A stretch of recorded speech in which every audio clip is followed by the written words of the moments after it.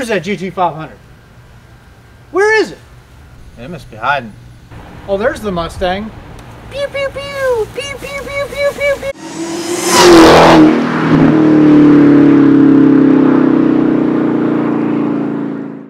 So with Dodge releasing everything about these 2019 cars and their full list of Skittles, every single color, option, trim level, where is this 2020 Shelby?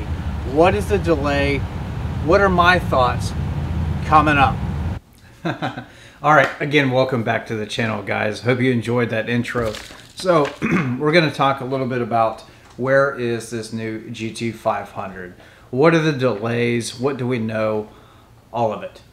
And by the way, this is not my backyard. This is my neighbor's, and the tallest blade of grass out here measures, because we measured it yesterday, was 5 feet 4 inches. So give this video a big, big thumbs up. Smash that thumbs up button if you think that he should cut his grass. And first off, big shout out to Rated R Cars. Brian just picked up a new 2018 GT350.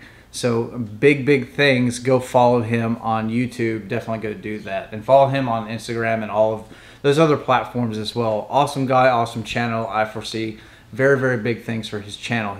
And Stangmode also released some information about this topic as well. Definitely go check him out.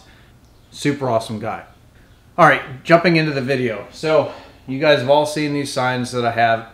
I own a 2016 Hellcat. I did own a 2018 GT. Long story, go check out the rest of my channel and all the videos I've done on that and why. But still have the Mustang signs. So what's up with that?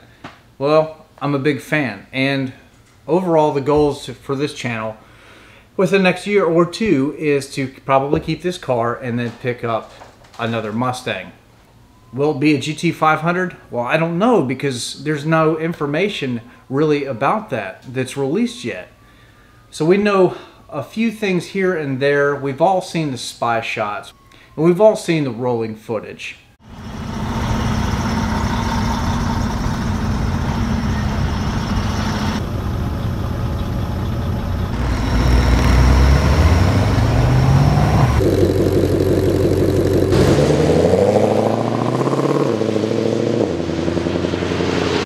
And most of all, we have all seen Jim Owens talking about venom kills demons. He was talking about with Mark Fields and Jim Farley and Raj and the crew, is that we would never do a vehicle that did not meet Carroll and Shelby's performance requirements.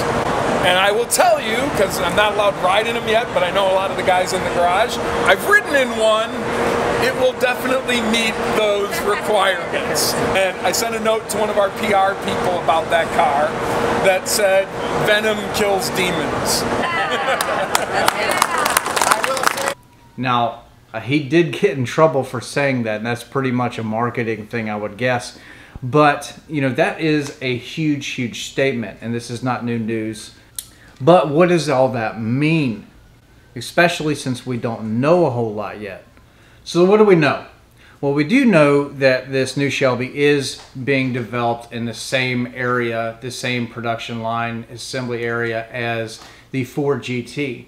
Now that's really cool, because what that kind of tells us is a lot of those GT parts are being developed, and some of that technology is probably going to make its way into this new GT500. So we do know that it is going to be 700 plus. So we don't know the exact horsepower. We don't know the full price. So what can we expect? Well, definitely a manual, I would say, and definitely an automatic. Now, we don't know if it's going to be a new variant of the 10-speed that's already out. A lot of rumors and speculation are pointing in the direction of a dual clutch transmission, which is awesome. That thing is going to shift like the wind. I mean, it's just going to be completely just as fast as possible. And that's really going to help it out, because with the 2019 Dodge products that are coming out, and they are building some awesome stuff over there. So we got the Red Eye 2019 that's coming out, 797 horsepower. And then we also have the just released 1320 Challenger that's going to run the quarter mile 11.7 seconds at 115 miles an hour. That's quite a statement considering what, you know, the width tires and everything that it is riding on. You know, the Demon was supposed to run 9s and nobody's ever been able to mimic that. But where does that leave the new GT500? Is it going to run in the 11s? And I think absolutely it's going to. And I think that this could possibly be a 10-second car from the factory. So I think that possibly we're going to see 2 variants, just like we did with the GT350. You're going to have your regular trim model, and then you're going to have a more race car version, which is going to be your R model. Very, very exciting news. I personally think that this thing is also going to be under that 4,000 pound mark, or they're close to it. I mean, I think that this is going to be a rocket ship from the factory, I honestly do. So I think that it's going to be a very light car, which is no doubt going to give, you know, the new Dodge products a run for their money. We do have the 2019 ZL1, you know, nothing really has changed, just cosmetic stuff with that, but very, very fast car. Now, as we learn more in the future, I'm definitely going to keep you guys updated, but definitely expect probably limited numbers. Maybe not limited build, don't know yet, nobody does, but what I mean is allocations and added markup value. So just like the GT350 when they came out, and especially the Rs, you had allocation-based purchases. You could order them, sure, but you were going to see a small number of these cars per dealership. That's not unexpected. And then what's also not going to be unexpected is the added markup value. So does that mean that the car is not going to be worth it? Well, honestly, it depends on the price. You know, I think for what we know so far, you know, is it going to be an attractive vehicle and be a good value for, you know, let's just say the $90,000 price range?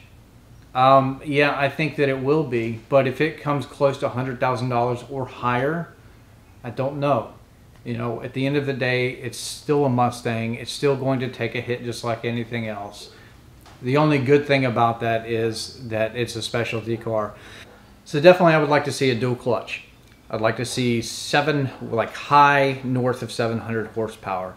Even if it's like 750 or somewhere in that ballpark, like, you know, maybe like the ZR1 Corvette that came out, I think for the weight and for the transmission, the car is going to be a monster on the track and the road course. I think that maybe all of this is what is adding to the delay in this car and why we don't know anything yet. Maybe Ford is hush-hush about all this because they're letting everybody else come out with their stuff and they're holding off on just a few things to give it a few more tweaks, and that way they can come out with a perfect vehicle that's going to beat and tear up everything else on the road.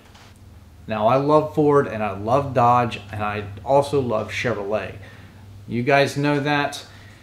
I love them all on this channel. I like everything. Everybody makes their own stuff. They all have pros and cons, but I'm an enthusiast.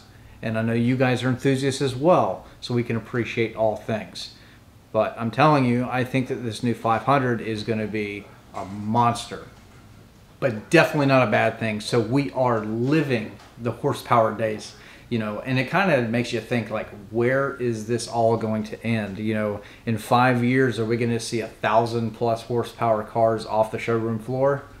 We're not far away from it. The Demon could do 840 when you swap the PCM and put race gas in it. I mean, these cars are getting fast, very, very fast. And really, you know, even at $100,000, you know, 840 horsepower, you know, is a lot. That's a great value. It is. So again, just to recap, like to see 700, way north of 700+ horsepower. Definitely expect a dual clutch. Definitely expect an under 4,000 pound car, which would be nice. And I personally expect this thing to run in the 10s. One of the reasons I say the 10s, okay, is because you could take a 2018 GT with little mods, but drag radials on it, and run low 11s. Stangmode is all over this. If you're not following him, again, go do so. The guy is a monster at the track. He's got a strong GT that's making under 500 horsepower right now, but that 10-speed that is in the 18 Mustang and 19 Mustang is an animal, a 10R radius beast.